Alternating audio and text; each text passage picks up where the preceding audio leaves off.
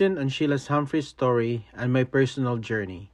Hi, my name is Jesse Guillermo, and within this reflective video, I will share to you on how I engaged myself to deep listening to a very powerful story from Sheila Humphreys and has changed my philosophy on approaches pertaining to story listening, the pedagogy of listening, and how empathy and inclusivity being practiced in early childhood education.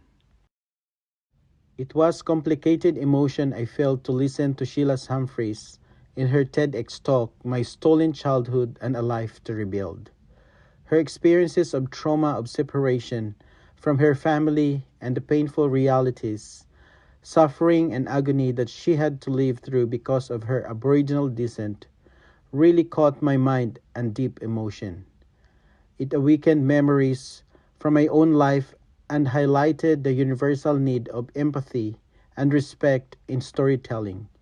Jewel 2017. In reflecting on Sheila's story, I focused not just on the events of her life, but on the way that engaging with her story through deep listening, influenced by my understanding of inclusive practices and emotional resilience. Story listening and the pedagogy of listening. Engaging with the story of Sheila allowed me to practice story listening. It is one kind of deep listening beyond the words. Hearing widely opens to observe and connect with feelings and experiences expressed by a storyteller, King 2015. As I closed my eyes listening to Sheila's recollections, I stroked to her trauma of separation from her family and heartened with her deep resilience she has done. I felt myself emotionally moved through her difficult life's journey. My heart ached with empathy for her loss and admired her strength. Each moment of her story seemed to evoke in me a sense of shared humanity and profound understanding of her struggles and courage. Pierce and Flair 2014. Listening through Rindali's 2011 Pedagogy of Listening framework, I let go of biases and opened myself to her story, while accepting the humility and patience needed to fully appreciate her experience.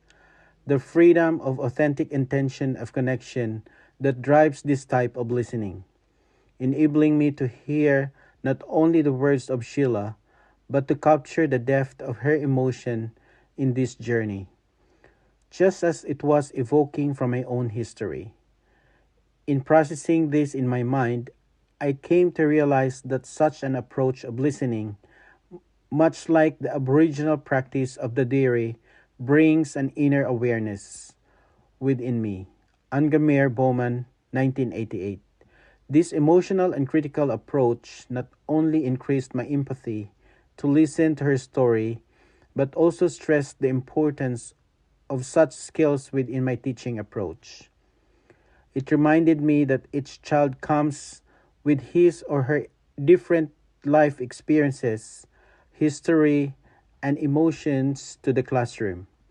And it is by active listening that it will be able to create an inclusive environment which acknowledges and respects their diversity of backgrounds.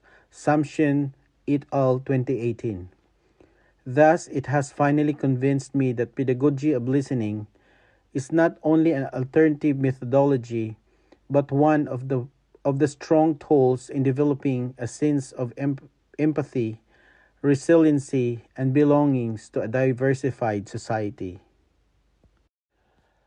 Connecting to my personal story, Sheila's experience of loss and displacement reminded me of my own experiences with isolation and survival. When I was young, my family was restrained to our home during the time of tribal war. Like Sheila, I was suddenly taken out the daily routine of my ordinary life. The military put us under house arrests, as there were troops in the area that might ruin our lives, which I was not allowed to go outside to play or even to attend school. It was one of those days of captivity which became terrifying. I remember that longing that takes over when a need was to feel freedom, just like what happened to Sheila in different situations. Now, when I heard her story, it saw the recollections of all those feelings of empathy, understanding even more now how that sort of thing could shred one's feeling of being safe and secure. Later in my early 20s, I ventured alone to Thailand to work as a teacher. I faced a new kind of isolation. I couldn't speak or read Thai and worked in a remote area where English was almost unknown. My students and I initially struggled to communicate, but through deep listening and mutual patience, we built a bridge of understanding that went beyond words. Being away from my family in a new country created an emotional and mental strength problem. Similar to Sheila, who relied on some inner strength of qualities to conquer the lonely feelings for my family in the Philippines.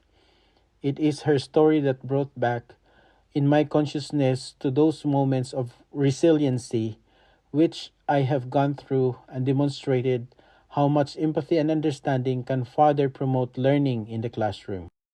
Impact on my inclusive teaching practices. The story listening session with Sheila made me even more committed to provide an anti-bias environment for the children in my care, embed knowledge of culture and promote inclusivity to support all children to feel a sense of belonging as outlined in Victorian Early Years Learning and Development Framework 2023. Recognizing each child's unique background, as Sheila reminded me, is essential to building trust and respect in the classroom. Her story highlighted the importance of not only hearing but also honoring each child's voice and experiences. In my teaching practice, I aspire to listen deeply without judgment, adopting an inclusive approach that celebrates diversity and supports each child's right to feel valued and safe.